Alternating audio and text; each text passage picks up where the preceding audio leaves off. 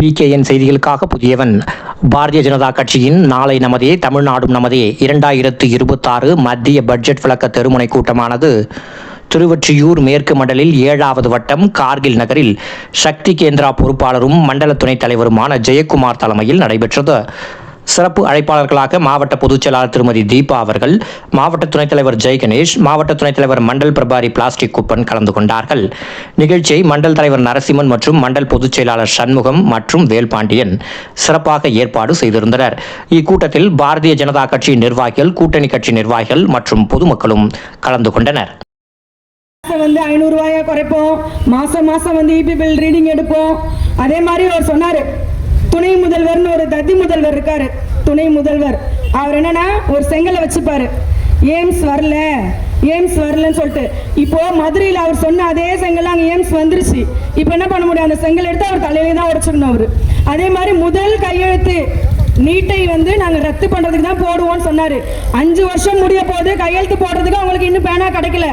ஏன்னா அது எப்பவுமே கிடைக்காது. நீட்டுன்றது கஷ்டப்படுற மாணவர்கள், அரசாங்க பள்ளி மாணவர்களுக்காக நம்ம எல்லா குழந்தைகளும் மருத்துவம் படிக்கணும்னு கொண்டு வந்த ஒரு திட்டம். அதை வந்து இப்போ இல்லை, எப்பவுமே அதை வந்து பண்ண முடியாது.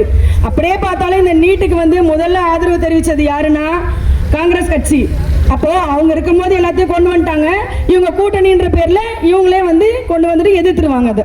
ஆனா நீட்டை வந்து இவங்க இல்லை, இவங்களுக்கு அடுத்தடுத்து வர பாட்டம் முப்பாட்டம் வந்தாலும் நீட்டை ஒழிக்க முடியாது. ஏன்னா குழந்தைங்களுக்கு கிடைக்கிற அடிப்படை மருத்துவ கல்வி நீட்டு மூலமா மட்டும்தான் கிடைக்கும்னு சொல்லிட்டு இப்போ வந்து எல்லா பெற்றவங்களுக்கும் தெரியறனால யாருமே அதை பத்தி எதிர்பார்க்கல. அதனால நீ நீட்டை எதிர்க்கன்னு சொல்லிட்டு அடுத்து வரும்போது கூட நீ வாக்குறுதி கொடுக்கறதுல எந்த மாற்று கருத்து இல்லை, நீங்க கொடுப்பீங்க. ஆனா உங்களால அது கண்டிப்பா பண்ணவே முடியாது.